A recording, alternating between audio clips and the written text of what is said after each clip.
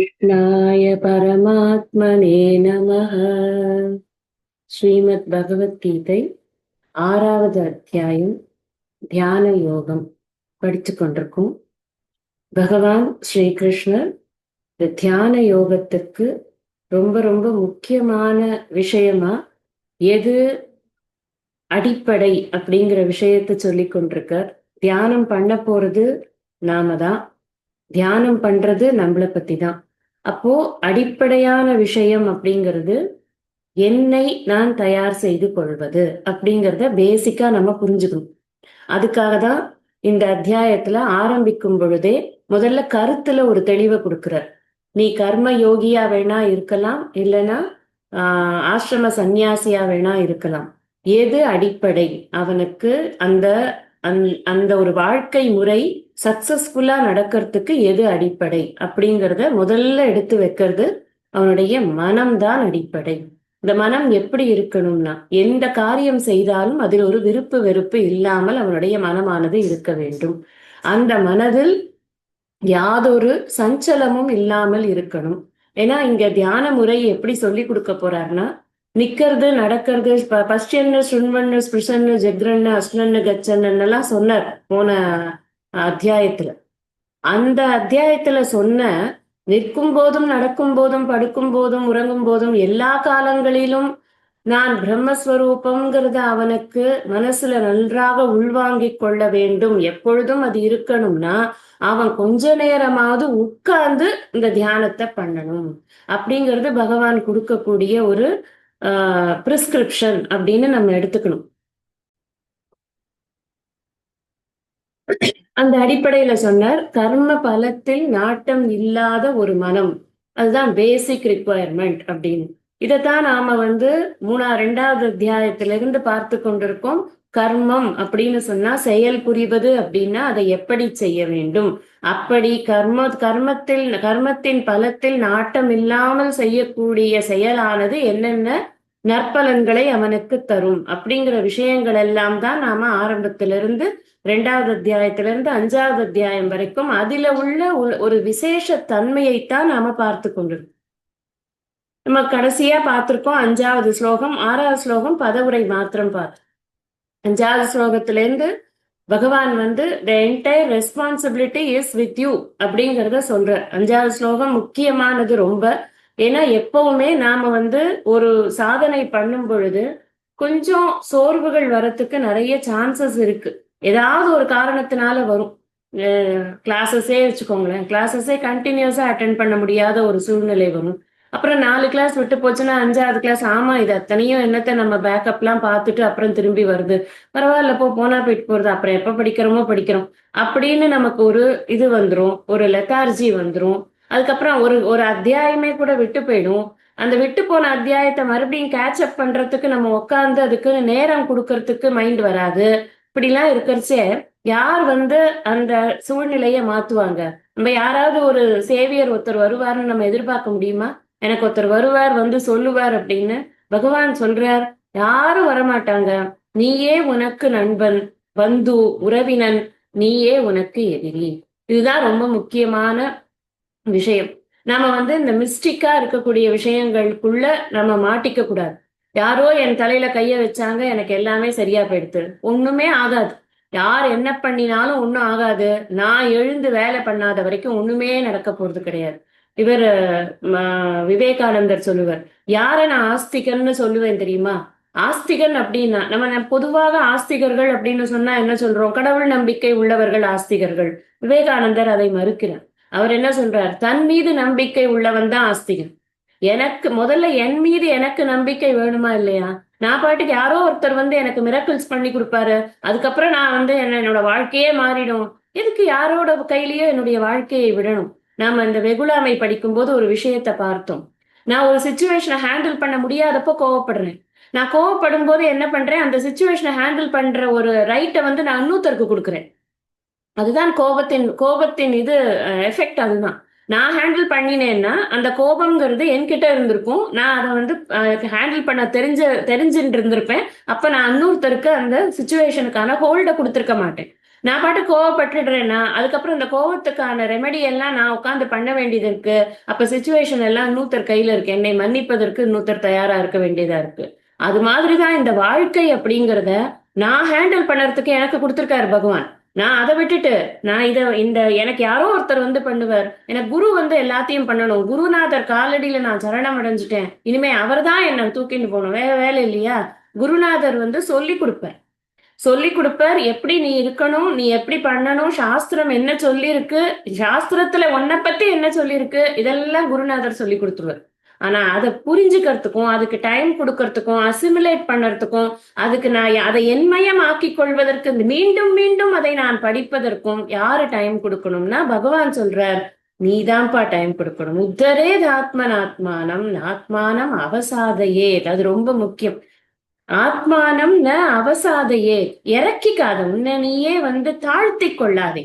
நாமெல்லாம் பாபிகள் அல்ல, நாம் அனைவரும் புண்ணியம் செய்தவர்கள். புண்ணியம் செய்யாமல் இந்த இந்த மனித உடல் கிடைக்குமா? அரிது அரிது மானிடர் ஆதல் அரிது. அப்படிதான் சொல்லியிருக்கார் ஔவையார் சொல்லியிருக்காங்க. அப்போ இது கிடைக்கிறதுங்கிறது ரொம்ப கஷ்டம். அந்த கஷ்டங்கிறது எதை வச்சு கொடுக்கப்படுறதுன்னா, என்னுடைய கர்ம பலனானது எனக்கு இந்த புண்ணியம் செய்ததன் காரணத்தினால் தான் எனக்கு இந்த மனித பிறவி கொடுத்திருக்கு. அதிலும் எனக்கு எல்லா ஃபங்க்ஷனாலிட்டிஸ் கரெக்டா இருக்கிற மாதிரி கொடுத்திருக்கு. அதுல எனக்கு ஒரு குருவும் கொடுத்திருக்கு. ஒரு நல்ல சம்ஸ்காரம் நிறைந்த ஒரு ஃபேமிலி கொடுத்திருக்கு. ஒரு நல்ல சுற்றுச்சூழல் கொடுத்திருக்கு. ஒரு நல்ல இது இருக்கு, நல்ல சுகமான ஒரு என்வாயன்மெண்ட் கொடுத்திருக்கு.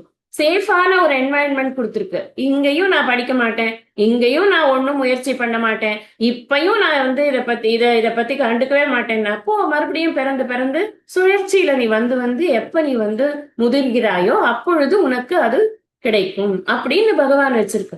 அப்போ நாம என்ன புரிஞ்சுக்க வேண்டியது என்னன்னா, அவசாதையே, எனக்கு கொடுக்கப்பட்ட இந்த பிறவி இது ஒரு வாய்ப்பு. ஒவ்வொருத்தருக்குமே ஒவ்வொரு நிமிஷமுமே ஒரு வாய்ப்பு. அதை வாய்ப்பா பார்க்கும் பொழுதுதான் அதுல மேற்கொண்டு என்ன பண்ணலாம் அப்படிங்கிற எண்ணமே நமக்கு வரும். ஒரு சமையலே பண்ணணும்னு வச்சுக்கோங்களேன். சமையல் பண்ணுவது எனக்கு கொடுக்கப்பட்ட வாய்ப்புன்னு நினைச்சோம்னா அந்த சமையல் பெட்டர் ஆகும். ஐயோ தலையெழுத்தே என்ன சமைக்க சொல்றாங்களே, என் தலையெழுத்து நான் என்ன பண்றது, எனக்கு கிச்சனே தான் கதி அப்படின்னு நினைச்சோம்னா அந்த சமையல் வாயிலுக்கு வைக்க வழங்காது. நான் சமையலை சாதாரணமான ஒரு விஷயமா எடுத்து இந்த உதாரணத்தை சொல்ல, சமையல் என்பது ரொம்ப முக்கியமானது. சாப்பாடுங்கிறது ரொம்ப ரொம்ப முக்கியமானது. இன்னைக்கு நிறைய பேருக்கு வீட்டு சாப்பாடு கிடைக்காம திண்டாடி நிக்கிற போது தெரியும் அவங்களுக்கு அந்த வலி. சமைக்கிறதுங்கிறது அவ்வளவு ஈஸி கிடையாது. அதை நம்ம எல்லாரும் சாதாரணமா எடுத்துக்கிறோம். ஏன்னா யாரோ ஒருத்தர் இருக்காங்க நமக்கு சமைக்கிறதுக்கு அப்படின்னு. அந்த சமைக்கக்கூடியவர்களுக்கே கூட அது தலையெழுத்துன்னு நினைச்சாங்கன்னா அந்த சமையல் நல்லா வராது. அது எனக்கு கொடுக்கப்பட்ட வாய்ப்பு. இத்தனை பேர் வயிற்று நிறைக்கிறதுக்கு எனக்கு கொடுக்கப்பட்ட வாய்ப்பு. சுவையாக அவர்கள் நாக்கு உணர்வதற்கு எனக்கு கொடுக்கப்பட்ட வாய்ப்பு. எக்ஸாம்பிள் தான் ஒன்னே ஒண்ணு சொல்றேன். மற்றது எல்லாத்தையுமே நீங்க எடுத்துக்கோங்க. எழுதுறதுல இருந்து, படிக்கிறதுல இருந்து, பேசுறதுல இருந்து, பாடுறதுல இருந்து, நம்ம எதை சிந்திச்சாலுமே அதனால என்ன அது எல்லாமே நமக்கு கொடுக்கப்பட்ட வாய்ப்பு என்று நினைக்கிறேன். அப்படி நினைக்கும் அதுதான் நான் அவசாதையே. என்னை இறக்கிக்க கூடாது. நான் ஒன்னும் ஒரு லிமிட்டட் பர்சன் கிடையாது. பகவான் என்ன சொல்றாரு, அபரிச்சின்னம்னு சொல்றாரு.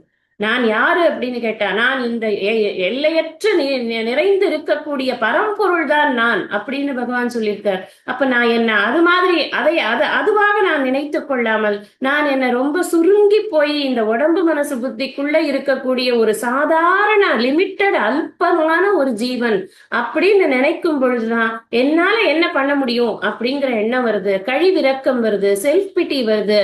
அப்புறம் எனக்கு செல்ஃப் கான்பிடன்ஸ் போயிடுறது. அந்த செல்ஃப் கான்பிடன்ஸ் போறதுனால ஒரு காரியம் நடக்க மாட்டேங்குது. வாழ்க்கையில வெற்றி வரலன்னா நம்ம நினைக்கிற வெற்றி நிச்சயமாக வந்துதான் ஆகும்னு சொல்ல முடியாது. ஏன் அப்படின்னு சொன்னா, விதி அப்படிங்க தெய்வத்தான் ஆகாதெனினும் முயற்சி தன் மெய் வருத்த கூலி தரும்னு ஒரு குறள் இருக்கு. பொதுவா இதுக்கு விளக்கம் என்னன்னா, கடவுளாலேயே கொடுக்க முடியலன்னா கூட முயற்சி பண்ணா கிடைச்சிரும்பா அப்படின்னு ஒரு வியாக்கியானம் அதுக்கு இருக்கு. நான் உண்மையில் அதுக்கு என்ன அர்த்தம்னா, தெய்வம் அப்படிங்கிறது நமக்கு இந்த விதி வழியாக வரக்கூடிய கர்ம பலனைத்தான் தெய்வம் அப்படின்னு சொல்றது. என்னுடைய கர்ம பலன்ல அது இல்ல, இது கொடுக்கறது மாதிரி இல்லைன்னா கூட முயற்சியானது என்னுடைய கர்மாவுக்கு ஏற்ற பலனை நிச்சயமாக பகவான் கொடுத்துத்தான் ஆகணும். ஏன்னா அவர் கர்ம பலதாத்தா. இப்ப எனக்கு பிராரப்தம் பலமா இல்ல, அதை நடத்திக்கிறதுக்கு பலமா இல்ல அப்படின்னா கூட நான் என்னுடைய ஃப்ரீ வில்ல கொண்டு இந்த முயற்சியை நான் நன்றாக செய்து கொண்டே இருந்தேன் அப்படின்னு சொன்னா அந்த முயற்சிக்கான பலன் உடனே கிடைக்கவில்லை என்றாலும் நிச்சயமாக ஒரு சமயத்தில் அது கிடைக்கத்தான் கிடைக்கும். மேபி நெக்ஸ்ட் பர்த்ல கிடைச்சா கூட பரவாயில்ல. ஆனா அந்த முயற்சி வீண் போகாது. இதுதான் திருவள்ளுவர் அவ்வளவு ஆணித்தரமாக சொல்றார், நீ முயற்சியை விடாதப்பா நீ அப்படின்னு. இந்த உத்தரேத் ஆத்மன் ஆத்மானம்னு ஏன் சொல்றார் பகவான்னா, எழுந்துற முதல்ல நீ செய்ய வேண்டிய காரியங்களை நீ செய். உனக்கு கான்பிடன்ஸ் வேணும், உனக்கு செல்ஃப் எஃபர்ட் நீ போடணும், அதுக்கு நீ எழுந்துக்கணும். நம்ம லைஃப்க்கு நம்ம தான் சார்ஜ் எடுத்துக்கணும். இன்னொருத்தர் நமக்கு சார்ஜ் எடுத்து கொடுக்க முடியாது அப்படிங்கிறது தான் பகவான் இங்க நமக்கு அறிவுறுத்துறதுக்காக முயற்சி பண்றாரு. அடுத்தது என்ன சொல்றார், அடுத்த ஸ்லோகத்துல நம்ம பார்த்தோம், பந்துராத்மாத்மனஸ்தஸ்ய ஏனாத்வைம் ஆத்மனா ஜிதஹ அனாத்மனஸ்து சத்ருத்வே வர்த்தேத் ஆத்மைவ சத்ருவத். இந்த ஸ்லோகத்தோட பதவுரை போன வகுப்புல பார்த்தோம். சிம்பிளா இந்த ஸ்லோகத்தை புரிஞ்சுக்கிறது அப்படி. இந்த இடத்துல நீங்க ஒரு விஷயம் புரிஞ்சுக்கணும், இதுல ஆத்மா ஆத்மானே சொல்லிக்கொண்டே வந்திருக்கிறார். இங்க ஆத்மா அப்படிங்கிறதுக்கு இந்த உடல் மனம் புத்தி ஆகிய கரணங்கள் அப்படின்னு புரிஞ்சுக்கணும். இந்த யார் ஒருத்தனுக்கு இந்த உடல் மனம் புத்தி அப்படிங்கிற இந்த இது இருக்கு இல்லையா, இந்த இன்ஸ்ட்ருமெண்ட்டை யார் ஜெயிச்சிருக்கானோ அவனுக்கு இந்த இன்ஸ்ட்ருமெண்ட் பந்து. இந்த உடல் மனம் புத்தியானது பந்துவாக இருக்கிறது. பந்துனா யாரு? எனக்கு ஒரு சமயத்துக்கு எனக்கு ஒரு கஷ்டம், நீங்க வரீங்களான்னா கேட்டா தயங்காம இதோ வரேனே அப்படின்னு சொல்றவங்களுக்கு பேரு தான் ரிலேஷன். அப்படிதானே? ரிலேஷன்ஷிப் அப்படின்னா என்ன? ஃப்ரெண்ட்ஷிப் வேற, ரிலேஷன்ஷிப் வேற. சும்மா நம்ம அக்வைண்டன்ஸ்ஷிப்னு இருக்கு, இப்ப நிறைய ஷிப் வந்துருக்கு, சிச்சுவேஷன்ஷிப்னு எல்லாம் சொல்றாங்க. இப்ப நிறைய ஷிப் இருக்கு. இப்ப நமக்கெல்லாம் தெரிஞ்சது ரொம்ப முக்கியமானது, வாழ்க்கையில தேவையானது எது அப்படின்னா ரெண்டு, ஃப்ரெண்ட்ஷிப் ஒண்ணு, ரிலேஷன்ஷிப் ஒண்ணு. இந்த ரிலேஷனுக்கு என்ன இலக்கணம்னா, எனக்கு ஒரு சமயம் எனக்கு இப்ப வேணும், நீங்க வந்தாதான் எனக்கு சௌரியமா இருக்கும்னா உடனே வரேன் அப்படின்னு சொல்லக்கூடிய இடத்துல இருக்கிறவங்க தான் ரிலேஷன்ஸ் இல்லையா? இங்க என்ன சொல்ற, என்னுடைய உடல் மனம் புத்தியை நான் ஒழுங்காக பராமரித்து வைத்துக்கொண்டு அதற்கு நான் அடிமையாகாமல் அதை நான் கட்டுப்படுத்தி வைத்துக் கொண்டிருந்தேன், என் கட்டுப்பாட்டில் வைத்துக் கொண்டிருந்தேன்னு சொன்னா அப்போ அது அது அது ஜெயிக்கப்பட்டது அப்படின்னா என்ன அர்த்தம்? இதுல ஜிதஹன்னு போட்டிருக்க. ஜிதஹன்னா ஜிதஹனாலே ஜெயிக்கிறதுதான். அதை ஜெயிக்கிறதுனா என்ன? அது சொல்றதெல்லாம் நான் பண்ண மாட்டேன், நான் சொல்றதான் அது பண்ணும். அப்ப நான் தான் அதுக்கு கண்ட்ரோலர், நான் வச்சிருக்கேன் அதை கண்ட்ரோல்ல. அப்படி யாரால வைத்துக்கொள்ள முடிகிறதோ அந்த ஜெயித்தவனுக்கு அந்த உடல் மனம் புத்தி என்பது ரிலேஷன் பந்து. எப்படி சொல்றாரு பந்துன்னு? எப்ப தேவையோ அப்ப அது வேலை செய்யும். இப்ப எனக்கு படிக்கணும், ஆனா எனக்கு இப்ப ஸ்லீப் டைம் இல்ல நான் சொல்றேன் இன்னைக்கு கிளாஸ் இந்த டைம்ல இருக்கு, நீ ஸ்லீப்லாம் அப்புறமா வச்சுக்கோ, ஓகே எழுந்து உட்கார் கிளாஸ் படிக்கணும். இது நான் ஒழுங்கா என்ன ட்ரெயின் பண்ணியிருந்த இந்த உடம்பு மனசு புத்தியன்னா, முக்கியமா புத்திய மனசனா, இந்த உடம்பு என்ன பண்ணும்? மனசு சும்மா இருக்காது. இல்ல முழிச்சுக்கலாம், நம்ம கிளாஸ் அட்டன் பண்ணலாம், தூங்குறதெல்லாம் அப்புறம் பாத்துக்கலாம் அப்படின்னு மனசு பிராண்ட ஆரம்பிச்சு. புத்தியும் ரெடி ஆயிடும், இல்ல கேட்கணும் இன்னைக்கு கிளாஸை முடிச்சிடணும், எப்படியாவது முடிச்சிடணும் அப்படின்னு உட்காரும். அப்ப இந்த உடம்புக்கு ஆப்ஷனே கிடையாது, பேசாம வாய் மூடிட்டு உட்காந்து கிளாஸை கேட்க ஆரம்பிச்சு. அப்போ நான் இந்த மனசும் புத்தியையும் எப்படி பழக்கி வச்சிருக்கோம் நம்ம, தட் இஸ் மோர் இம்பார்ட்டன்ட் இல்லையா? அதுதான் சொல்ற, நீ யார் இதை ஜெயிச்சு வச்சிருக்கானோ இந்த ஜெயிச்சவனுக்கு இந்த இன்ஸ்ட்ருமெண்ட் ஹெல்ப் பண்ணும். பந்துனா ஹெல்ப் பண்றான் அப்படின்னு புரிஞ்சுக்கணும். இது இன்ஸ்ட்ருமெண்ட் ஹெல்ப் பண்றது. யார் இதை ஜெயிக்காம இதுக்கு பின்னாடி போகிறதுக்கு தன்னை தயார் பண்ணி கொண்டிருக்கிறானோ, நேரங்கெட்ட நேரத்துல சாப்பிடுறது, நேரங்கெட்ட நேரத்துல தூங்குறது, நேரங்கெட்ட நேரத்துல பேசுறது, சிரிக்கிறது, வெளியில போறது வர்றது எல்லாமே அன்டைம்லி ஆக்டிவிட்டி அப்படி இருந்ததுன்னா இந்த உடம்புக்கே ஒரு மெமரின்னு ஒண்ணு இருக்கு, பாடிக்குன்னு ஒரு மெமரி இருக்கு, மசில் மெமரி இருக்கு, பாடியில ஒரு மெமரி இருக்கு, மைண்டுக்கு மெமரி இருக்கு. இதெல்லாம் என்ன பண்ணும்? கன்ஃபியூஸ் ஆயிடும். அப்ப இதை என்ன பண்றதுன்னு அதுக்கே தெரியாது. அப்ப நாம சொல்றத அது செய்யாது. அப்ப நாம சொல்றத செய்யாதது எது அப்படின்னா நமக்கு எதிரிதான். நாம சொல்றத செய்ய மாட்டோம். நான் என்ன சொல்றேன்னா அதுக்கு ஆப்போசிட்டா செய்யும்.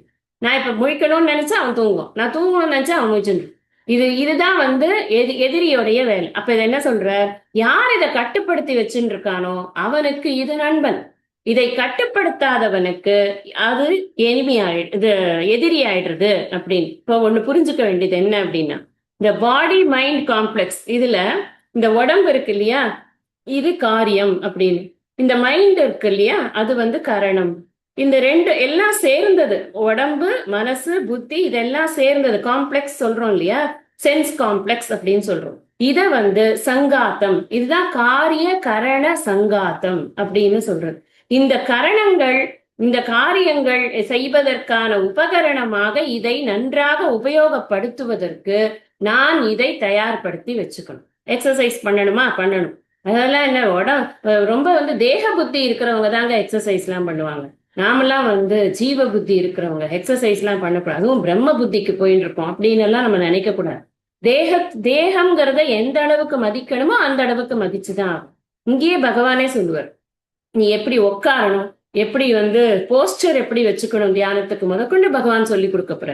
இப்ப போஸ்டர் உட்காரணும்னா ஐயோ எனக்கு இங்க வலிக்கும் அங்க வலிக்கும் குறுக்கு வலிக்கும்னாக்கா எப்படி உட்காரது? அப்புறம் ஒரு 5 நிமிஷம் உட்கார்ந்து நாம என்ன படிச்சோமோ அதை நாம திரும்ப ரிகலெக்ட் பண்ணறதுதான் இந்த தியானம்னா, 5 நிமிஷம் என்னால உட்காரவே முடியாது, அந்த அளவுக்கு நான் உடம்ப கெடுத்து வச்சிருக்கேன்னா நான் எப்படி இந்த உடம்பு எனக்கு அப்ப ஹெல்ப் பண்றதா இல்ல எனக்கு டிஸ்டர்ப் பண்றதா? டிஸ்டர்ப் பண்ணா அது எனிமி, ஹெல்ப் பண்ணா அது வந்து எனக்கு பந்து. அவ்வளவுதான். உடம்ப வச்சுதான்ப்பா காரியம். இப்ப அந்த உடம்ப வச்சு, உடம்பு மனசு, உடம்பு மட்டும் கிடையாது, உடம்பு மனசு புத்தி, அதுக்குதான் இந்த காம்ப்ளெக்ஸ் அப்படின்னு சொல்றோம் நம்ம, பாடி மைண்ட் காம்ப்ளெக்ஸ். இப்ப எப்படி அதை நான் பண்றது அப்படின்னா, என்னுடைய உணவு பழக்கத்தை நான் சரியாக வைத்துக் கொள்ள வேண்டும். என்னுடைய கண்ட்ரி, என்னுடைய சீதோஷ்ணம், அதுல இருக்கக்கூடிய அங்க கிடைக்கக்கூடிய உணவுகள் இதை நான் ஒழுங்கா சாப்பிடணும்.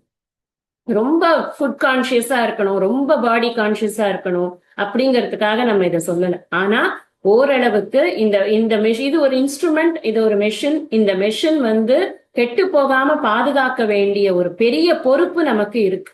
நான் இதை கண்டபடி உபயோகப்படுத்திட்டு ஒரு 50-60 வயசு வரைக்கும் என் இஷ்டத்துக்கு நடந்துட்டு அதுக்கப்புறமா நான் இதை எனக்கு அங்க இருக்குதே இங்க இழுக்குதே, எனக்கு அதை பண்ண முடியலையே இதை பண்ண முடியலையேன்னு நான் வருத்தப்படுறதுல ஒண்ணுமே இல்லை. அதனாலதான் சின்ன வயசுல இருந்தே ஃபுட்டுல இருந்து பாடி எக்ஸசைசஸ்ல இருந்து எல்லாத்துக்குமே ஸ்கூல்லயே நிறைய இந்த பிசிக்கல் எஜுகேஷன் ட்ரைனிங்ல அதுக்கு தான் கொடுக்குறோம். நம்மளோட சனாதன தர்மத்துல வந்து இந்த யோகாவும் சேர்த்து சொல்லி கொடுக்குறாங்க. இந்த யோகா ஒழுங்கா கத்துக்கொண்டோம் அப்படின்னு சொன்னா மூச்சுல இருந்து ஆரம்பிச்சு, மூச்சு, உடம்பு, மனசு இது எல்லாத்தையும் ஒரு நேர் கோட்டுல கொண்டு வரும். அப்படி எப்ப கொண்டு வரோமோ அப்பதான் நமக்கு சிந்தனை அப்படிங்கிறது ஒருமுகப்பட்டு ஒரு இடத்துல ஒரு செகண்டாவது நிற்கும், இல்லைன்னா நிக்கவே நிக்காது. அதனால ஃபர்ஸ்ட் பேசிக் என்னன்னா, இந்த உடம்ப நம்ம பாதுகாத்துக் கொள்வதற்கு உணவு பழக்க வழக்கம் நமக்கு ரொம்ப முக்கியம். சாத்விகமான உணவு நம்ம உண்ண வேண்டும். ரொம்ப பழசெல்லாம் சாப்பிடக்கூடாது. ரொம்ப இது என்ன சொல்ற புலால் மறுத்தல்ல அதெல்லாம் படிச்சுட்டோம்.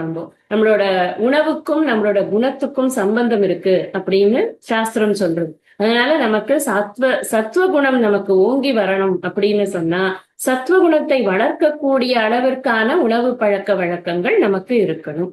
அப்ப அதே மாதிரிதான் எல்லா விஷயங்கள்லயுமே, உணவு மட்டுமல்ல, நம்ம எவ்வளவு வந்து தூங்குறோம் அது ரொம்ப முக்கியம். எப்ப தூங்கணுமோ அப்பதான் தூங்கணும். கண்ட நேரத்திலையும் தூங்கக்கூடாது. சில பேருக்கு 5 நிமிஷம் உட்காந்து இருந்தாலே தூக்கம் வந்துடும். அதெல்லாம் வந்து ஹெல்த்தி பாடி இல்ல, அது ஹெல்த்தி மைண்டும் இல்லை. மைண்ட் எப்பவுமே எப்போ அவேரா இருக்கணுமோ அப்பெல்லாம் அவேரா தான் இருக்கணும். அது எப்ப தூக்கம் வரக்கூடிய டைம்னு இருக்கு இல்லையா, இரவு நேரம் மட்டும்தான் தூங்கணும். நடுவுல சாப்பிட்டதுக்கு அப்புறமா ஒரு சின்ன நேப் எடுக்கலாம் அப்படின்னு இப்ப நிறைய டாக்டர்ஸ் எல்லாம் சொல்றாங்க. அது ரொம்ப சின்னதா இருக்கணும். நேப்புனாலே சின்னதுதான், அதை போய் பெருசா ஆக்கி அதை ஸ்லீப் ஆக்கி விட்டுறக்கூடாது. நேப்புக்கும் ஸ்லீப்புக்கும் நிறைய டிஃபரன்ஸ் இருக்கு. இப்ப ராத்திரி தூங்குறதுல பாதி தூக்கத்தை மத்தியானம் தூங்கிட்டோம்னு வச்சுக்கோங்களேன், ரொம்ப டயர்ட் ஆகி அதுக்கப்புறம் ஈவினிங் நம்மளால ஒண்ணுமே பண்ண முடியாத போயிடும். நம்மளோட குணமே எப்படி அமைக்கப்பட்டிருக்கு அப்படின்னா, காலையில கொஞ்சம் சாத்விகமா இருக்கு, ஆரம்பிக்கிறச்சே நல்ல சாத்விகமா இருக்கு. அதுக்கப்புறம் சாத்விகத்துல இருந்து ராஜசத்துக்கு மாறுறது, ராஜசத்துல இருந்து மறுபடியும் தாமசத்துக்கு வருது, தாமசத்துல இருந்து மறுபடியும் சாத்விகம் வந்து சாத்விகத்துல இருந்து மறுபடியும் தாமசம் வந்துடுறது. இந்த நடுவுல இருக்கக்கூடிய இந்த ராஜசம் இருக்கே, இங்கதான் நாம வந்து கொஞ்சம் வீட்டு வேலைகள், அது இது வெளி வேலைகள் இதெல்லாம் பண்ணிக்கிறோம். எப்பெல்லாம் சாத்விகம் அதிகமா இருக்கோ அப்பெல்லாம் நம்ம படிக்கிறதை இன்டர்னலைஸ் பண்றதுக்கும் டைம் எடுத்துக்கணும். தாமசம் இருக்கும் பொழுது நிச்சயமா ஒண்ணுமே இந்த உடம்பாலையும் செய்ய முடியாது, மனசாலையும் செய்ய முடியாது. அதனால இந்த குண வேறுபாடுகளை புரிந்து கொண்டு அதற்கு தகுந்த மாதிரி நாம நம்மளுடைய ஷெட்யூலை வச்சுக்கணும். இதெல்லாம் வைத்துக் கொண்டாதான் இந்த உடம்ப நம்ம ஃப்ரெண்ட் ஆக்கிக்கணும் அப்படின்னு சொன்னா இந்த உடம்புக்கு என்ன பிரச்சனை வருது அப்படிங்கறதையும் புரிஞ்சுக்கணும். அதை புரிஞ்சுக்காம இன்ஸ்ட்ருமெண்ட்டை புரிஞ்சுக்காமயே இன்ஸ்ட்ருமெண்ட் எப்படி யூஸ் பண்ண முடியும்? ஒரு ஒரு மிக்சி வாங்குறோம், ஒரு கிரைண்டர் வாங்குறோம், ஒரு மைக்ரோவேவ் அவன் வாங்குறோம்னா கூட அவன் ஒரு பெரிய ஒரு லிஸ்ட்டை கொடுக்குறான். இது இந்த பட்டன் அமுத்தினா இதுவாகும், இதுவாகும், இதை வந்தா இப்படி பண்ணு, இதுல பிரச்சனை வந்ததுன்னா இந்த நம்பருக்கு கால் பண்ணு, இல்லைன்னா இதை நீ இப்படி அட்ரஸ் பண்ணு அப்படின்னு எல்லாம் காமிக்கிறான். மாதிரிதான் இந்த உடம்புக்கும் பகவான் நிறைய சிம்டம்ஸ் எல்லாம் கொடுக்குறாரு. எனக்கு தலைவலி வருதானா, எங்கேயோ ஒரு பிரச்சனை இருந்ததுன்னா எனக்கு தலைவலியாக அது வருகிறது, வயிற்று வலியாக வருகிறது. எனக்கு என்ன பிரச்சனை வருதோ அதை நான் அண்டர்ஸ்டாண்ட் பண்ணிட்டு இந்த உடம்ப நான் ட்ரீட் பண்ணிட்டேன் அப்படின்னு சொன்னா, சரி பண்ணிருக்கிறேன் அப்படின்னு சொன்னா, அப்ப இந்த இன்ஸ்ட்ருமெண்ட்டை நான் பாதுகாக்கிறேன். இன்ஸ்ட்ருமெண்ட் பாதுகாக்கப்பட்டது என்றால் அந்த இன்ஸ்ட்ருமெண்ட் எனக்கு உதவியாக இருக்கும். அது உதவியாக இருக்கணும்னா நான் அதுக்கு கவனம் செலுத்தி தான் ஆகணும்.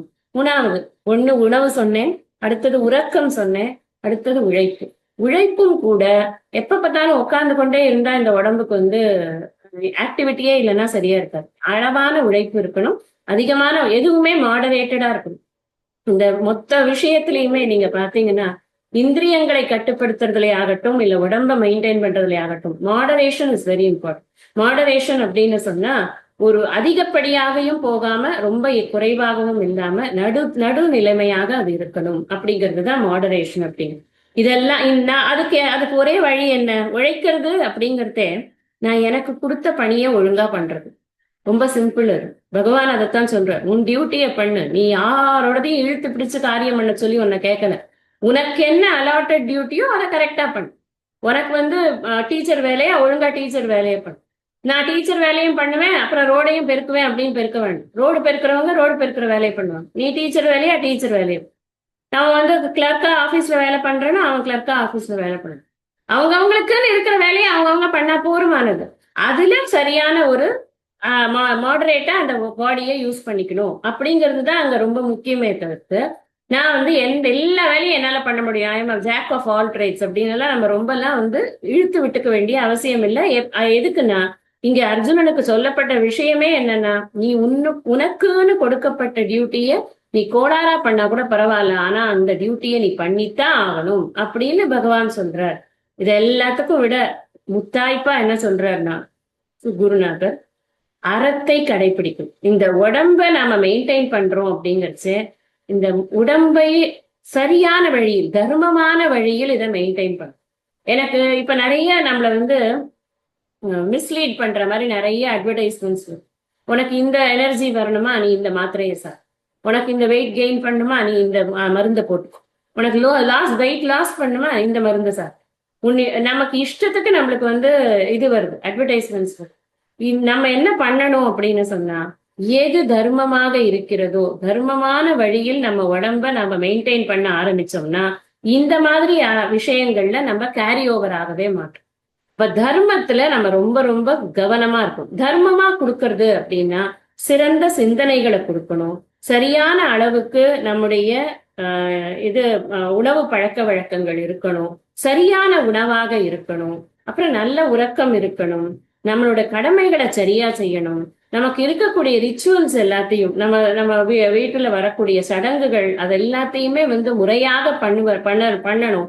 ஒண்ணு பண்ண முடியாம போயிடுத்துன்னா நமக்கு கில்ட் ஏற்படும். அந்த கில்ட் ஏற்பட்டா உடம்பு சோர்வடையும். அதனால கில்ட் ஏற்படாத அளவுக்கு நமக்கு செய்ய வேண்டிய அனைத்து சடங்குகளையும் கரெக்டா செய்யணும். மற்றவர்களுக்காக நாம் செய்ய வேண்டியது, நமக்காக செய்ய வேண்டியது, உறவுகளை பராமரிப்பது, அத்தனை விஷயத்திலையும் ஒரு மாடரேஷன் எப்பவும் இருந்து கொண்டே இருக்கணும். அப்புறம் ஆட்டிடியூட்ஸ், பாவனைகள். எதை செய்தாலும் அதை இறைவனுக்காக செய்கிறேன், இறைவனின் பொருட்டு செய்கிறேன், இறைவன் எனக்கு இட்ட கட்டளையாக செய்கிறேன், இறைவன் எனக்கு கொடுத்த அரிய வாய்ப்பாக செய்கிறேன். தான் ரொம்ப முக்கியம். எதை பண்ணினாலும் சரி, என்னால முடியவே இல்லை, இன்னைக்கு எழுந்துக்கவே முடியல, தலையே தூக்க முடியல, ஆனாலும் நான் ஒரு காரியம் செஞ்சுதான் ஆக வேண்டியிருக்கு. இது எனக்கு இறைவன் இட்ட கட்டளை, இது எனக்கு இறைவன் கொடுத்த வாய்ப்பு. இந்த ஆட்டிடியூட் நமக்கு இருக்கு அப்படின்னு சொன்னாலே நம்மளோட பண்புகள் நிச்சயமாக மேம்படும். பண்புகள் மேம்பட்டது. நான் இப்ப சொல்லிட்டு இருக்கிறதெல்லாம் உங்களுக்கு ரிகலெக்ட் பண்ணி பாத்தீங்கன்னா, அறம் அப்படிங்கிற வார்த்தைக்கான விளக்கமாக நாம ஏற்கனவே படிச்சிருக்கோம். எங்க? வள்ளுவத்துல. நாம செய்ய வேண்டிய கடமைகளை செய்வது, நம்முடைய சடங்குகளை முறையாக செய்வது, நம்முடைய பாவனைகளை இறைமயமாக வைத்துக் கொள்வது, பண்புகளை வளர்ப்பது, இதுதான் அறம். அதைத்தான் நான் இப்போ திரும்பவும் வேற வேற வார்த்தைகளை சொன்னேன், உங்களுக்கு புரிஞ்சிருக்கும். அது இந்த நான்கையும் நாம கடைபிடித்தோம் அப்படின்னு சொன்னா அறவழியில் நாம் வாழ்கிறோம் அப்படின்னு. அந்த அறம்ங்கிறது ரொம்ப ரொம்ப முக்கியம். தர்மமாக இந்த வாழ்க்கையை நடத்தும் பொழுதுதான் இந்த உடம்பு நமக்கு ஹெல்ப் பண்ணும். நான் கண்ட கண்ட விஷயத்தையும் சாப்பிட்டு எனக்கு ஒரு லாகிரி வஸ்து கிடைக்கிறது, அதை நான் எப்படியா சாப்பிட்டுட்டேன், அப்படி லாகிரி வஸ்துன்னா தெரியும்னு நினைக்கிறேன். போதை தரக்கூடிய, திரும்ப திரும்ப சாப்பிட வேண்டும் என்று தூண்டக்கூடிய, சொல்ல போனா காஃபியவே லாகிரி வஸ்துன்னு சொல்லியிருக்க இவர் பரமாச்சாரியர். காஃபியே லாகிரி வஸ்து தான் அப்படின்னு. லாகிரிங்கிறது பொதுவா எதுக்கு சொல்றதுன்னா போதைப் பொருட்களுக்கு சொல்றது. ஆனா அவர் அதுக்கே சொல்லியிருக்க, திரும்ப திரும்ப ஒன்றை பருக வேண்டும் என்று எது தூண்டுகிறதோ அதெல்லாம் லாகிரி தான் அப்படி சொல்லியிருக்காரு. அதனால அதுக்காக நான் காஃபியை நாளைக்கே விட்டுருங்க அப்படின்னு சொல்லல. அதெல்லாம் அவங்களோட பர்சனல் ஹேபிட்ஸ் அண்ட் இது. நான் எதுக்கு சொல்ல வரேன் அப்படின்னா, எந்த ஒரு விஷயத்துக்குள்ளேயும் ஒரு அடிக்ஷனா போயிடக்கூடாது. அடிக்ஷன் இஸ் ஆல்வேஸ் இது டிஃபிகல்ட் டு கம் அவுட். அதுதான் ரொம்ப முக்கியம். அதை நம்ம கெடுதல் பண்றதுங்கிறது இருக்கட்டும், அதை தாண்டி அதுல இருந்து வெளியில வர்றதுக்கு முயற்சி பண்ணா கூட ரொம்ப கஷ்டம் வர்றதுக்கு. அதனால அடிக்ட் ஆகவே கூடாது.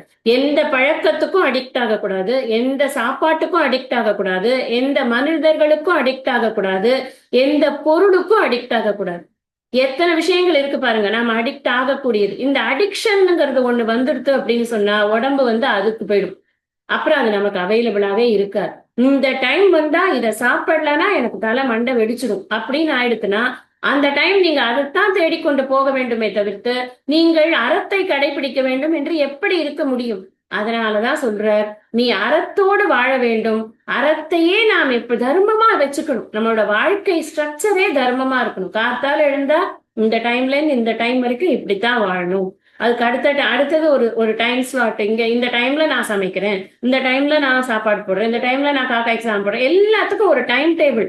நம்ம அதுக்குன்னு டைம் டேபிள் வாழ்க்கையா அப்படின்னு நினைக்காதீங்க. அது ரொம்ப சௌரியம். ஆக்சுவலா பார்க்க போனோம், நம்ம எவ்வளவு கேப் வச்சுக்கணுமோ வைத்துக்கொண்டு, நமக்கு வேணும் லீஷரையும் வைத்துக்கொண்டு, நமக்கு பிடிச்சதையும் செய்து கொண்டு, அறத்தையும் அறத்தோடு கூட இந்த வாழ்க்கையை நாம வாழ்ந்து கொண்டிருக்கிறோம் அப்படின்னு சொன்னா அப்ப இந்த உடம்பு எப்படி இருக்கு அப்படின்னா நிச்சயமா நமக்கு ஹெல்ப் பண்ணக்கூடியதாக இருக்கும்.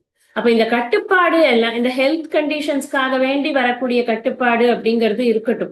நாம இந்த ஹெல்த் கண்டிஷன்ஸ் மாறறதோ மாறலையோ நமக்கு கட்டுப்பாடை முதலேந்தே வைத்துக்கொண்டே வந்தோம்னா அப்ப நமக்கு கவலை என்பதே இருக்காது. இந்த உடம்பு தான் பிரதானம், உடம்பு தான் இப்போ நமக்கு டூல், இன்ஸ்ட்ருமெண்ட். இந்த இன்ஸ்ட்ருமெண்ட் இல்லைன்னா காரியம் ஆகாது. இப்ப இது இல்லைன்னா நான் இப்ப படிக்க முடியாதுன்னா நம்ம அதை சேவ் பண்ணுவோமா மாட்டோமா? அதைத்தான் சொல்றேன். ஒரு அழகான சுபாஷிதம் சுவாமிஜி சொல்றேன், எதெல்லாம் எனக்கு பாந்தவர்கள். பாந்தவர்கள்னா என்ன? நமக்கு பந்துக்கள். யாரெல்லாம் பந்துக்கள் அப்படின்னு சொல்றது இந்த சுபாஷிதம். ஃபர்ஸ்ட் ஒண்ணு சத்தியம் அப்படின்னு. சத்தியம் மாதா, சத்தியம் தான் அம்மாவும். அதாவது அம்மா எவ்வளவு இம்பார்ட்டன்ட் லைஃப்ல. முதல்ல மாதா பிதா குரு தெய்வம் சொல்றோம் இல்லையா? சத்தியம் தான் மாதா. அம்மா எவ்வளவு இம்பார்ட்டன்ட்டோ அந்த அளவுக்கு சத்தியத்தை கடைபிடிக்கணும். சத்தியத்தை பத்தி விரிவா நம்ம வாய்மை அதிகாரத்துல படிச்சிருக்கோம். ஏன் பொய் சொல்லக்கூடாது, பொய் சொன்னா உண்மையை பேசுறதுன்னா என்ன, பொய் என்பது என்ன, இது ரெண்டுக்கான விளக்கம் முதல் 2 குரட்பாக்கள்ல படிச்சிருக்கோம். நம்ம நெஞ்சறிந்து நாம பொய் என்பதை சொல்லக்கூடாது அப்படின்னு. அப்ப சத்தியம் அப்படிங்கிறது ரொம்ப முக்கியம். இதெல்லாம் நீங்க எப்படி நான் என்னோட வேல்யூஸை வளர்த்துக்கிறதுன்னா நமக்கு இதெல்லாம் தான் இன்புட். சத்தியம் மாதா. அடுத்தது என்ன சொல்ற? பிதா ஞானம். எனக்கு அறிவு கிடைச்சிருக்கேன், இந்த அறிவு தான் பிதா. பிதா லைஃப்ல பிதாங்கிறது, ஃபாதர்ங்கிற கேரக்டர் எவ்வளவு முக்கியம். நம்ம கடைசி வரைக்கும் நமக்கு ஒரு கான்பிடன்ஸை கொடுக்குற கேரக்டர் எது அப்படின்னு கேட்டா ஃபாதர் தான். வேற ஏதோ ஃபாதர் ஃபிகர் அப்படின்னு சொல்றோம் இல்லையா? ஏன் சொல்றோம் நம்ம அப்படின்னா அது ஒரு கான்பிடன்ஸ் கொடுக்கறது. எதுவா இருந்தாலும் சொல்லலாம், நானு எனக்கு எப்பவும் பேக்கிங் இருக்கு, இந்த ஃபிகர் எனக்கு பேக் பண்ணுவோம் அப்படின்னாதான் அதுக்குதான் ஃபாதர் ஃபிகர்னே பேர். அப்ப இந்த ஃபாதர் அது எது நமக்கு கொடுக்கும் லைஃப்ல கடைசி வரைக்கும்? நமக்கு எது பாதுகாப்பு கொடுக்கும்? யோசிச்சு பாருங்க. ஞானம், அறிவு தான் பாதுகாப்பு கொடுக்கும். நம்ம எத்தனை பேரை சம்பாதிச்சாலும் அறிவுங்கிறது தான் நமக்கு முதல் சம்பாத்தியம். அதனால அதுதான் நமக்கு பெரிய பாதுகாப்பை கொடுக்கும். பிதா ஞானம். தர்மோ பிராத்தா. தர்மோ பிராத்தா அப்படின்னா அண்ணன் தம்பி எல்லாம் யாருப்பா அப்படின்னா தர்மம் தான் அண்ணன் தம்பி. நான் தர்மமான வாழ்க்கை வாழ்வது அப்படிங்கிறது தான் நான் சம்பாதிச்சிருக்கக்கூடிய பிரதர்ஸ் அண்ட் சிஸ்டர்ஸ். பிரதர்ஸ் அப்படி சொல்லணும், சிஸ்டர்ஸ் இல்லைங்க, பிராத்தான் தான் இருக்கு. பிரதர்ஸ் யாரு அப்படின்னா தர்மம் தான் பிரதர்ஸ் அப்படின்னு. சரி, யாருப்பா உனக்கு ஃப்ரெண்டுன்னு? தயா சகா அப்படிங்கிற. தயானா ஒருத்தர்கிட்ட ஒரு கருணையை காமிக்கிறது, மற்றவங்களுடைய கஷ்டத்தை நம்ம கஷ்டமாக பார்ப்பதற்கு நம் மனதை பக்குவப்படுத்தி பழக்கப்படுத்தி கொள்வது. அப்ப அப்படி பார்க்கணும் அப்படின்னாக்கா எம்பத்தின்னு சொல்றோம் இல்லையா, அதுதான் தயா. இந்த தயா தான் சக்கா. அது இருந்ததுன்னா நானும் மற்றவங்களுக்கு ஃப்ரெண்டாரேன், எல்லா ஃப்ரெண்ட்ஸும் எனக்கும் கிடைப்பாங்க. அப்போ தயா தான் சக்கா அப்படின்னு. சாந்திஹி பத்னி அப்படின்னு. எப்போ ஒரு வைஃப் அப்படிங்கறதோட வைஃபோட லட்சணமே என்ன அப்படின்னா மனசாந்தி கொடுக்கணும். அந்த வாழ்க்கைக்கு மனசாந்திங்கிறது ரொம்ப முக்கியம். எப்ப பார்த்தாலும் அடிச்சு பிடிச்சு சண்டையும் பிண்டையுமா இருந்ததுனாக்கா அந்த வீடு நரகமா போயிடும். அப்ப சாந்தி யார் கொடுக்குறான்னா பத்னி அப்படின்னா, அந்த பத்னி ரோல் அந்த அளவுக்கு இம்பார்ட்டன்ட் ரோல் இந்த சாந்தி கொடுக்கறது. எங்க சாந்தி இருக்கணும்? மனசாந்தி. இந்த மனசாந்தி எப்ப கிடைக்கும்னா தர்மமான வாழ்க்கை வாழும் பொழுது மட்டும்தான். அறத்தான் வருவதே இன்பம். இந்த தேற்றேகாரத்தை நல்லா இழுத்து சொல்லணும். அறத்தால் மட்டும்தான் இன்பம், மற்றெல்லாம் புறத்த புகழும் இல. மீதி எந்த இன்பம் எதனால வந்தாலும் சரி அது அறத்தால் வந்ததா, அப்பதான் அது நிலைத்த இன்பத்தை தரும் அப்படின்னு நம்ம பார்க்கிறோம். அப்ப சாந்தி, அறத்தினால் வரக்கூடிய சாந்தி தான் நமக்கு நல்லது. க்ஷமா, க்ஷமா புத்திரக. எல்லாத்துக்கும் ஒரு இது கொடுத்து பாந்தவகன்னு சொன்னதுனால ஒன்னொன்னுத்துக்கும் ஒரு ரிலேஷன்ஷிப் போட்டு சொல்லியிருக்கு இந்த சுபாஷிதர். க்ஷமான என்ன? பொறுமை. எவ்வளவு கடினமான சுச்சுவேஷன் வந்தாலும் சரி பொறுமையா இருக்கணும். பொறுமைங்கிறது நமக்கு பெரிய ஒரு ஐஸ்வர்யம். அந்த பொறுமை மட்டும் இல்லை அப்படின்னு சொன்னா இந்த உலக வாழ்க்கையில நமக்கு ஏற்படக்கூடிய உயர்வு தாழ்வுகள், நமக்கு ஏற்படக்கூடிய நல்லது கெட்டது எல்லா விஷயத்திலையும் நம்மள லூஸ் பண்ணிடுவோம். நம்மள லூஸ் பண்ணவே கூடாது. இந்த ராமாயணத்துல ஒரு ஒரு கதை வரும். இந்த தசரதருடைய முன்னோர்கள்ல ஒருத்தர், ஒரு ராஜா. அந்த ராஜாவுடைய பெண்கள் நிறைய பெண்கள் அவர்களுக்கு இருப்பாங்க. அந்த பெண்கள் எல்லாரும் இந்த வாயுதேவரை வாயுதேவர் கல்யாணம் பண்ணிக்கணும்னு சொல்லிட்டு கேட்பாங்க. அப்போ அவங்க என்ன சொல்லிடுவாங்கன்னா, இல்ல எனக்கு இப்ப உங்களை கல்யாணம் பண்ணிக்கிறதுல விருப்பம் இல்லை, நாங்க வேற தபஸ்லாம் பண்ண போறோம், அந்த மாதிரி ஏதோ சொல்லிடுவாங்க. இப்படி சொல்லும் அவங்க ரொம்ப கைண்டா தான் சொல்லியிருப்பாங்க. ஆனா அவரு என்ன பண்ணிடுவாருன்னா அவங்கள சபிச்சிடுவாங்க, ரொம்ப அவலட்சணமா போங்க நீங்க அப்படின்னு சொல்லிட்டு. அப்போ அந்த ராஜா சொல்லுவார் இந்த பெண்கள் கிட்ட, நீங்க எல்லாரும் வருத்தப்படாதீங்க, எவ்வளவு கஷ்டமான சுச்சுவேஷன் உங்களோட மகா பேரழகிகள் அவங்கெல்லாம் எவ்வளவு பேரழகியா இருந்து நீங்க இவ்வளவு இதுவா இருந்து கூட அவர் நிதானம் இழந்து உங்களை சபிச்சுட்டாரு. அதனால நீங்க உங்க பொறுமையை இழந்துடாதீங்க, நீங்க போய் தபஸ் பண்ணுங்க, உங்களுக்கு வேணுங்கிறது நிச்சயமா கிடைக்கும், பொறுமைதான் உங்களுக்கு பெரிய அணிகலன் அப்படின்னு ஒரு பெரிய இது ஒண்ணு கொடுப்பாரு, ஒரு அட்வைஸ் ஒண்ணு கொடுப்பாரு. இது எதுக்கு சொல்ல வரேன்னா, நம்மளுக்கு ஒருத்தர் கெடுதலே பண்ணா கூட, அந்த கெடுதல் பண்ணா கூட அப்ப கூட நாம பொறுமையா இருக்கணும். இந்த விஷயத்தையும் நாம இதுல படிச்சிருக்கோம், வெகுளாமையில படிச்சிருக்கோம், இன்னா செய்யாமையில படிச்சிருக்கோம். இதெல்லாம் நாம மைண்ட்ல வச்சுக்கணும். க்ஷமா அப்படிங்கிறது எதுக்காக வேணும் அப்படின்னு, நமக்கு நன்மை அப்படிங்கிறத தாண்டி நம்முடைய எடுத்த காரியம் சக்சஸ் ஆகணும். அப்படி இந்த க்ஷணத்துக்கு நன்மைங்கிறத மாத்திரம் இல்ல, எடுத்த காரியம் சக்சஸ் ஆகணும். எடுத்த காரியம் என்ன? எடுத்த பிறவியின் பயன், அவ்வளவுதான். நாம யாரும் டார்கெட் நோக்கி ஓடிக்கொண்டிருக்கக்கூடிய சிஇஓஸ் கிடையாது. நாம என்னத்துக்கு வந்திருக்கோம் இங்க அப்படின்னா தன்னை அறிவதற்கு. இந்த தன்னை அறியும் ஜேர்னில எத்தனையோ தடங்கல்கள் வரும். இந்த தடங்கல்கள் எல்லாத்தையும் நம்ம பொறுமையா கடந்து போகணும்னா அந்த க்ஷமாங்கிறது நமக்கு இருக்கணும் அப்படின்னு. அப்ப இந்த க்ஷமா புத்திரக ஷடேதே மம பாந்தவா, இதுதான் இந்த 6 தான் எனக்கு பாந்தவர்கள், எனக்கு உறவினர்கள் அப்படின்னு ஒரு இது இருக்கு. இங்க பகவான் யார பாந்தவர்கள்னு சொல்றார்? பந்துன்னு யார சொல்றார்? உன்னுடைய உடல் மனம் புத்தி தான் பந்து. நீ இத்தனையும் உன்னோட உடல் மனம் புத்தி கிட்ட காமி. எத்தனை எல்லாம் காமிக்கணும்? சத்தியத்தை கடைபிடி, உன்னுடைய உடலை பாதுகாப்பதில், மனதை தூய்மையாக வைத்துக் கொள்வதில், புத்தியை சரியாக வைத்துக் கொள்வதில் சத்தியத்தை காமி. நீ அறிவை பெறுவதில் நீ முயற்சியை அதிகமாக்கு, தர்மத்தை கடைபிடி, தயையை காட்டு, உன்னுடைய சக பிராணிகளிடம் தயையை காட்டு, சாந்தி, மனம் சாந்தியாக இருப்பதற்காக என்ன செய்ய வேண்டுமோ அதையெல்லாம் செய், பொறுமையை கடைபிடி. இப்ப எத்தனை இந்த ஆறையை நீ கடைபிடித்தாய் என்று சொன்னால் உன்னோட உடல் மனம் புத்தியே உனக்கு பந்துவாக இருக்கும். மாணிக்க வாசகர் சொன்னார் இல்லையா, மலங்க புலனைந்தும் வஞ்சனையை செய்ய. எல்லாமே எனக்கு வஞ்சனை பண்றதாத்தான் இருக்கு. எது? இந்த மெய்வாய் கண் மூக்கு செவி இதெல்லாம். நான் ஒரு இடத்துல இது நில்லுன்னா அது இந்த பக்கம் போய் பார்க்கறது. நான் அப்புறம் பிடிச்சு அதை இழுத்து கொண்டு வந்து இந்த இடத்துல திருப்பி நான் இழுத்து இந்த மாடை வந்து அந்த இதுக்குள்ள அந்த ஒரு கட்டை மாதிரி இருக்குமே அதுல கட்டி வைப்பாங்கல்ல, அந்த மாதிரி இழுத்து வந்து கட்டி வைக்க வேண்டியதா இருக்கு. அதுவா அறுத்துட்டு ஓடுறேங்க. அதுக்கு ஓடுறதுதான் அதுக்கு ரொம்ப சௌரியமா இருக்கு. ஏன்னா உலகம் பறந்து விரிந்து இருக்கிறது, நல்ல அழகாக இருக்கிறது, அதுல நிறைய வந்து பியூட்டி இருக்கு, நாவல்ட்டி இருக்கு, வெரைட்டி இருக்கு. அதையெல்லாம் போய் பாக்குறேன்னு ஓடி போயிடுறது. 5 இது ஞானேந்திரியங்களும் எனக்கு கொஞ்சம் கூட ஹெல்ப் பண்றதே கிடையாது. அதைத்தான் அங்க சொல்றாரு அவர், மலங்க புலனைந்தும் வஞ்சனையை செய்ய விலங்கு மனத்தால்.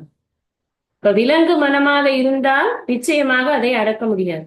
நான் சுவாமி என்ன சொல்றாருன்னா, நாம தெய்வ மனமாக மாறணும். அனிமல் மேன்ல இருந்து மேன் ஆகி மேன்ல இருந்து காட் மேன் ஆகிறதுக்கு நம்ம ஜேர்னிய பண்ணணும். அப்படி பண்ணறதுக்காகத்தான் இந்த படிப்பு அப்படிங்கறத நம்ம புரிஞ்சுக்கணும். அப்போ என்னெல்லாம் நம்ம படிக்கிறோம், இப்ப பார்க்கிறோம் அப்படின்னா, முதல்ல நமக்கு வேணுங்கிறது தன்னம்பிக்கை. உத்தரேத் ஆத்மன் ஆத்மானம். தன்னம்பிக்கை நமக்கு ரொம்ப முக்கியமாக வேணும்.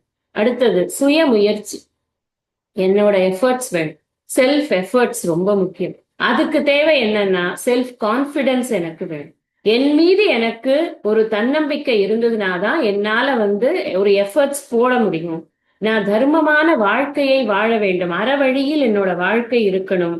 அப்படி இல்லை அப்படின்னா அது இப்ப நான் இந்த இன்ஸ்ட்ருமெண்ட்டை சரியா மேனேஜ் பண்ணல அப்படின்னா அது என்ன ஆகும்னா ஒரு டெட்லி வெப்பனா மாறிடும். எனக்கே அது ஹானி பண்ணக்கூடிய, ஊறு செய்யக்கூடிய ஒரு வெப்பனாக அது மாறிவிடும் அப்படிங்கிறது முக்கியம்.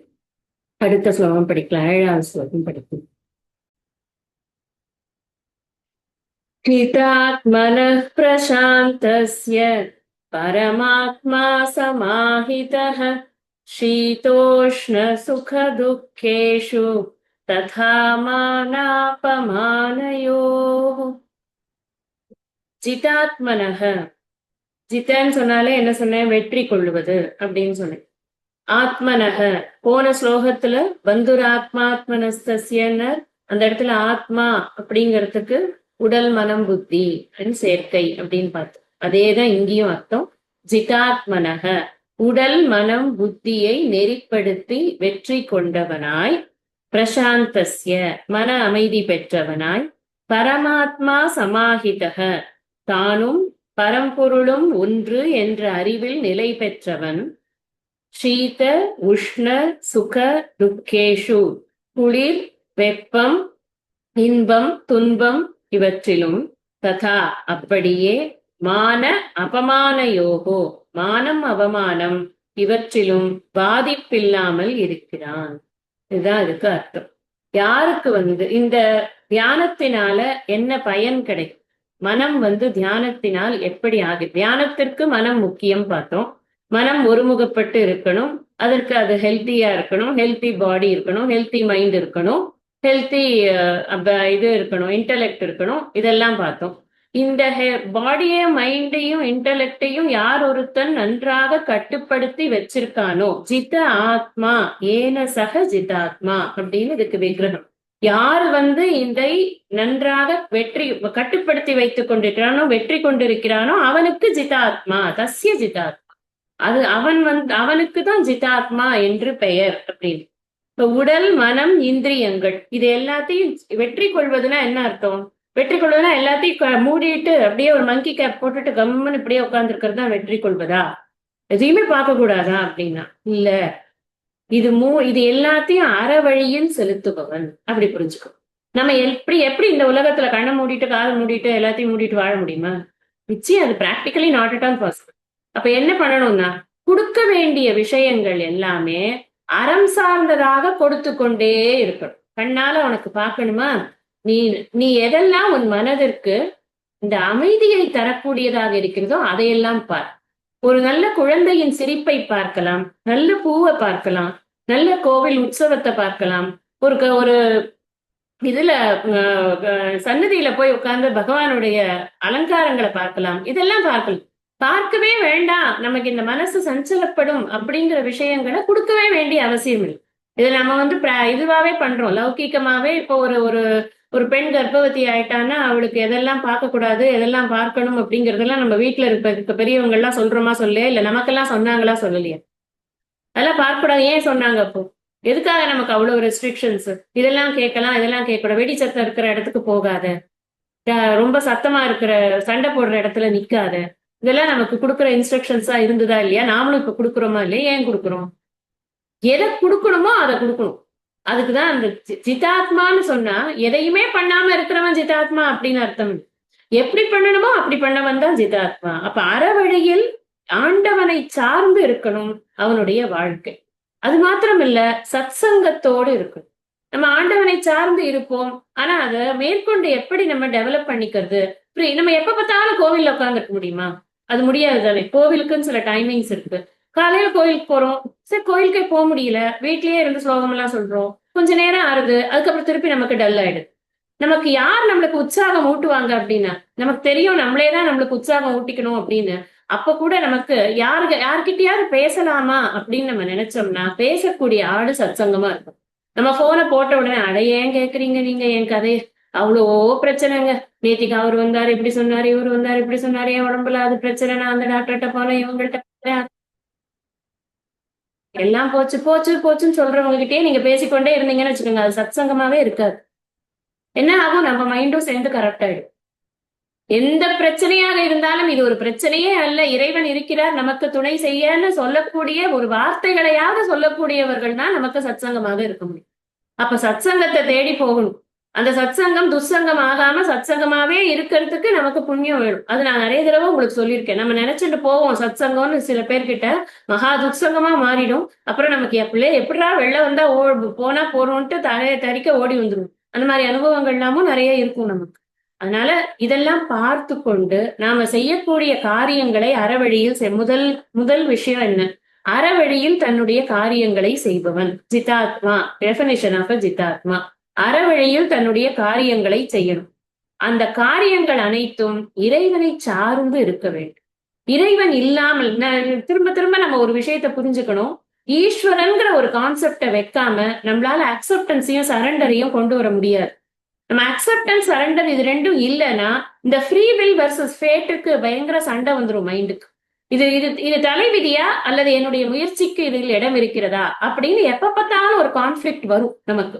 அப்படி வர வேண்டாம் அப்படின்னா நாம என்ன பண்ணணும்? முதல்ல நம்ம ஒரு விஷயத்தை அக்செப்ட் பண்ணிக்கணும். இறைவனின் ஆணையினால் இது நடைபெற்று கொண்டிருக்கிறது. அப்போ இறைவன் அப்படிங்கிற ஒரு விஷயத்தை நம்ம ஏற்றுக்கொண்டு அதற்குள்ளாக நாம் பயணிக்க தொடங்கினால்தான் நமக்கு ரொம்ப சேஃபா செக்யூரா இந்த அறவழியில் காரியங்கள் செய்வதுங்கிறத செய்ய முடியும். இதுதான் ப்ரோவன் ஃபேக்ட். ஏன்னா நிறைய பேர் நமக்கு முன்னோர்கள் எல்லாம் இந்த பாதையில போய் வெற்றி கண்டிருக்கிறார். அதையே நாமளும் பண்ணிட்டு போவோம். என்னது கடவுளாவது ஒண்ணாவது எல்லாம் நம்ம கீழே தாங்க இருக்கு, நாம தன்னம்பிக்கை விவேகானந்தரே சொல்லியிருக்காரு தெரியாதா அப்படின்லாம் பேசக்கூடாது. அவரே சொல்லியிருக்காரு. அவரே நிறைய விஷயங்களும் இறை நம்பிக்கை சார்ந்த விஷயங்களும் பேசியிருக்கிறார். அது எல்லாத்தையும் கூட்டிப்பார். ஒரு பக்கமா பார்த்து போய்கொண்டு இருக்க கூடாது. அதனால இறைவன்கிறது ரொம்ப ரொம்ப முக்கியம். அதுக்காக இறைவனே சார்ந்து இருந்து கொண்டிருக்கணும் அப்படின்னு மொத்தமா பக்தி மயமா போகணும்னு நம்ம சொல்லணும். படிக்கணும், பக்தியாக இருக்கணும், காரியங்களை அறவழியில் செயல்படுத்த வேண்டும், சத்சங்கத்தில் இருக்கணும். இதெல்லாம் இருக்கணும். அப்ப இதெல்லாம் இருந்தாதான் என்ன ஆகும்? நமக்கு இந்த கட்டுப்பாடு அப்படிங்கிறது வரும். இந்த டைம்ல இதைத்தான் செய்யணும். இப்ப நான் சில சமயம் நம்ம ஃப்ரெண்ட்ஸ் கிட்ட யார்கிட்டயாவது சத்சங்கமா இருக்கிறவங்க கிட்ட பேசினா, இல்லைங்க இது இப்ப பண்ணாதீங்க, இது நல்லது கிடையாதுன்னு நமக்கு அட்வைஸ் பண்ணாங்கன்னா அது நமக்கு நல்லதா இருந்தா ஏத்துக்கும். அப்ப எல்லா விஷயங்களுக்கும் இந்த நாளுமே இருக்கு. நம்ம அறவழியில் செய்யணும், இறைவனை சார்ந்து இருக்கணும், நம் காரியங்களை எல்லாத்தையும் சத்சங்கத்தின் துணையோட செய்யணும், நம்ம உடல் மனம் இந்திரியங்களை கட்டுப்பாட்டில் வைத்துக் கொள்ளணும். அது எல்லாமே நமக்கு பண்ணினாதான் அப்பதான் அவனுக்கு யாருன்னு சொல்ற? ஜிதாத்மா அப்படின்னு சொல்ற. அந்த ஜிதாத்மாக்கு என்ன கிடைக்கிறது? அப்படி என்னத்துக்கு அவன் ஜிதா இவ்வளவு கஷ்டப்பட்டு இவன் இதெல்லாம் சாட்டிஸ்ஃபை பண்ணி என்ன கிடைக்க போறது இவனுக்குன்னா? பிரசாந்தம்ங்கிறது சொல்ற. பிரசாந்தம்னா டிராங்குவில். பிரசாந்தம் இல்லது பிரசாந்தி. பிரசாந்தி அப்படின்னு சொன்னா இந்த டிராங்குவல் மைண்ட் அப்படின்னு சொல்றோம் இல்லையா, ஈக்வானிமிட்டி இன் மைண்ட் அப்படின்னு சொல்றோம். அதாவது மனதில் சஞ்சலமே இல்லாத ஒரு நிலை. எந்த ஒரு சூழ்நிலையிலுமே நான் என்னுடைய கூல்னஸ் விடுறது கிடையாது. வாய் தவறி ஒரு வார்த்தை சொல்லிடாது. என்னோட வாய் என் கண்ட்ரோல் இல்லாம ஒரு வார்த்தை சொல்லிடாது. முடிஞ்சா வாயை மூடிட்டு இருக்கும் வெளியே, அதுக்கப்புறமாவது மனசுக்குள்ள நினைச்சுப்போமே தவிர்த்து ஒரு இடத்துல நம்மளோட ஒப்பீனியனை அன்னெசரியா சொல்லிட மாட்டோம். ரொம்ப காம் மைண்டா இருக்கும். ரொம்ப பெரிய ஒரு பிரச்சனைக்குரிய ஒரு இடத்துல நாம இருக்கோம்னா கூட அப்ப கூட மைண்ட் எப்படி இருக்கும்னா காமா இருக்கும். அந்த காம்னஸ் இன் மைண்ட் இருக்குல்ல, அதத்தான் டிராங்குவல் மைண்ட் அப்படின்னு சொல்றோம். அந்த டிராங்குவல் மைண்ட், அந்த பிரசாந்தி அப்படிங்கிறது எப்ப கிடைக்கும்னா, இதெல்லாம் நான் சாட்டிஸ்ஃபை பண்ணணும், ஜிதாத்மா, நான் இந்த ஜிதாத்மாக்கான லட்சணங்கள் எல்லாத்தையும் நான் பரிபூர்ணமா பண்ணினேன் அப்படின்னா, என்னோட சென்ஸ் கண்ட்ரோல் பக்காவா இருக்கு அப்படின்னா, அப்ப என்னன்னா பிரசாந்தி. இந்த பிரசாந்திங்கிறது நம்ம மனசுல ஏற்படக்கூடிய ஆழ்ந்த அமைதி தான் பிரசாந்தி. இந்த அமைதி தான் நமக்கு ரொம்ப முக்கியம். இந்த அமைதி இருந்ததுன்னா மட்டும்தான் இந்த பரமாத்மா சமாஹிதகன்னு போட்டிருக்காரு. இது ரொம்ப ரொம்ப முக்கியமான வேர்டு. பரமாத்மா சமாஹிதக அப்படின்னு சொல்றார். இந்த பரமாத்மா அப்படின்னு சொன்னா என்ன அர்த்தம்? ஆத்மா, ஆத்மா அதற்கு மேலாக தூய உணர்வானது. நம்ம ஜீவாத்மா சொல்றோம், அப்புறம் பரமாத்மா சொல்றோம். தூய உணர்வு உண்டு இருக்கு அப்படிங்கிறத நாம ஏற்றுக்கொள்வது, அதுதான் பரமாத்மா. இந்த சமாஹிதகன்னு போட்டிருக்கு இல்லையா, இந்த சமாஹிதக அப்படின்னா அந்த தூய உணர்வு தான் நான் என்பதை உணர்ந்து கொள்வது. அப்ப என்ன அடுத்ததுல சொல்லிடுவார், ஞான விஞ்ஞான திருப்தாத்மா. இதையே தான் திரும்ப வேற வேர்ட்ஸ்ல போடுவார். அப்போ இந்த பரமாத்மா சமாஹிதக அப்படின்னு சொன்னா தூய உணர்வு என்பது இருக்கிறது, அந்த தூய உணர்வுதான் நான் என்பதை உணர்ந்து கொள்ளக்கூடிய ஒரு பக்குவம். இந்த பக்குவம் எப்ப வரும்? மனசு எப்படி இருந்தா வரும்? மனசு அமைதியா இருந்தா தான். இதை யார் சொல்லுவாங்க? இத தத்வித்தி பிரணிபாதேன பரிப்பிரஷ்னேன சேவையா, எங்க குரு கிட்ட போய் கத்துக்கணும். குரு சொல்லி கொடுத்தாதான் இதை எனக்கு புரியும். தூய உணர்வு என்பது ஒன்று இருக்கிறது, அந்த தூய உணர்வு தான் நீ அப்படின்னு குரு சொல்லி கொடுத்தா எனக்கு புரிஞ்சிருத்து அப்படின்னு நான் சொல்லணும்னா, அதுக்கு என் மனசுல எந்த ஒரு கல்மிஷமும் இல்லாமல், எந்த ஒரு சஞ்சலமும் இல்லாமல் அது அமைதியே உருவாக அந்த மனமானது இருக்கணும். At least in class time underline பண்ணி சொல்றேன். அப்பயாவது அது அப்படி இருந்தா தான் சொல்றச்சே புரியும். அப்ப கூட இல்ல அப்படின்னு சொன்னா நிச்சயம் புரியாது. அப்ப அந்த மனசுக்குள்ள என்னெல்லாம் இருக்க கூடாது அப்படின்னா, அழுக்காறு அவா வெகுளி இன்னாச்சு நான்கும் இழுக்கா என்றது அறம். அதை எடுத்துக்கோங்க. மனத்துக்கண் மாசில ஆதல், அந்த ஒரு மாசம் இருக்கக்கூடாது. முக்கியமா என்ன இருக்கக்கூடாது அப்படின்னா கம்பேரிசன் வித் அதர்ஸ். ரொம்ப கஷ்டம். அது வராது அவாய்ட் பண்றதுதான் கஷ்டம். அவங்களுக்கு தெரியுது, எனக்கு தெரியல. அவங்க அங்க போயிட்டு வந்துட்டாங்க, இங்க நான் போயிட்டு வரல. அவங்க அந்த யாத்திரை பண்ணிட்டாங்க, நான் இந்த யாத்திரை பண்ணல. ஏன்னா அவங்க வீடு எல்லாமே நிம்மதியா இருக்காங்க, எனக்கு வீடுல எல்லாமே பிரச்சனையா இருக்கு. அவங்க லைஃப் இப்படி இருக்கு, என் லைஃப். பொதுவாவே நாம நிறைய பேரு அடுத்தவங்க லைஃப வாழதான் ஆசைப்படுறோமே தவிர, நமக்குன்னு ஒரு லைஃப் கொடுத்துருக்காரே பகவான், அதுல நம்ம ஒழுங்கா வாழ்வோம்னு நமக்கு நினைப்பே வராது. ஏன்னா நமக்கு எப்பவுமே என்ன தோணும், அந்த லைஃப் நல்லா இருக்கே, ஃபாரின்ல இருக்காங்க, ஜாலியா இருக்காங்க, ஒரு பிரச்சனையா ஒண்ணு கிடையாது, எவ்வளவு ஹாப்பியா இருக்காங்க. அங்க போய் இப்ப இறங்கி பாத்தீங்கன்னு வச்சுக்கோங்க, அவங்க படுற பாடு நமக்கு தெரியும். அப்ப அவங்க கிட்ட போய் உட்கார்ந்த உடனே நம்ம ஊரே தேவலாம் அப்படின்னு நமக்கு தோணி இந்த பக்கம். அப்ப அவங்க எல்லாம் நம்மள நினைச்சிட்டு இருப்பாங்க, எல்லாம் கிடைக்குது இவங்களுக்கு, இங்க இந்தியால கிடைக்காத விஷயமே கிடையாது. அவங்க பாருங்க ஜாலியா இருக்காங்க, எல்லாம் ரெஸ்ட்ரிக்ஷன்ஸே இல்ல, ஜாலியா எங்கேயாவது போலாம் வரலாம். இங்க பாரு 100 ரெஸ்ட்ரிக்ஷன்ஸ் இருக்கு அப்படின்னு அவங்க நம்மளை பத்தி சொல்லுவாங்க.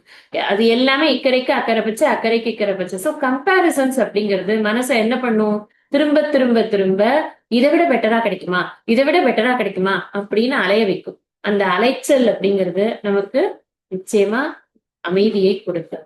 இந்த அமைதியை கொடுக்காத தாட்ஸ் இருக்குல்ல, அந்த தாட்ஸ் எல்லாத்தையும் நம்ம அவாய்ட் பண்ணணும். எந்த மனசுங்கிறது ஒரு அழுக்கு மூட்டை மாதிரி இருக்கு. திரும்ப திரும்ப திரும்ப அதை நம்ம கங்கை நீர்ல நிறைய வாஷ் பண்ணி எடுத்தா தான் அதோட பியூரிட்டி நமக்கு இன்க்ரீஸ் ஆகிக்கிட்டே போகும். ராமகிருஷ்ண பரமஹம்சர் இப்படி ஒரு உதாரணம் சொல்லுவார். அது எவ்வளவு வாஷ் பண்றோமோ அவ்வளவு வாஷ் பண்ண அதோட பியூரிட்டி இன்க்ரீஸ். அந்த கங்கை நீருங்கிறது என்னது? சாஸ்திர வாக்கியங்கள், குரு உபதேசங்கள் தான். இது மூலமாத்தான் நாம இந்த மனசை திரும்ப திரும்ப பக்குவப்படுத்தி கொண்டே இருக்கணும். அப்படி படுத்தினாத்தான், இந்த வார்த்தையை மறந்துடாதீங்க, பரமாத்மா சமாஹிதக, அதுதான் ரொம்ப முக்கியம். ஏன்னா அதுக்கு அடுத்த வரியில சீதோஷ்ண சுக துக்கேஷு ததா மானாபமான யோகம் சொல்லியிருக்காரு. இது அஃபெக்ட் ஆகக்கூடாதுன்னா எது மைண்ட்ல நிக்கணும், அதான் ரொம்ப முக்கியம். இது அஃபெக்ட் ஆகக்கூடாதுன்னா மைண்ட்ல நிக்க வேண்டியது பரமாத்மா சமாஹிதகன்னா என்னன்னு மைண்ட்ல நிக்கணும். நான் தான் அந்த தூய உணர்வுங்கிறத மைண்ட்ல நின்னாச்சு அப்படின்னு சொன்னா, எனக்கு குளிர்னா தெரியுமா, வெப்பம்னா தெரியுமா, சுக்கம்னா தெரியுமா, துக்கம்னா தெரியுமா, என்ன அசிங்கப்படுத்துறான்னு தெரியுமா, என்ன புகழறான்னு தெரியும், எதுவுமே எனக்கு தெரியாது. எனக்கு எதுவுமே தெரியாம இருக்கணும்னா நான் தான் எல்லாங்கிறது எனக்கு முதல்ல புரியும். நான் இந்த ஏக்கத்துவத்தை எப்ப புரிஞ்சுக்கிறேனோ அப்ப எனக்கு இந்த இருமைகளால் ஏற்படக்கூடிய துன்பங்களானது இருக்கவே இருக்காது. டைம் கொஞ்சம் ஆயிடுத்து, இன்னும் இருக்கு நிறைய இதை பத்தி சொல்றதுக்கு. நம்ம அடுத்த வகுப்புல நம்ம இதை பத்தி டீட்டெயில்டா பார்க்கலாம்.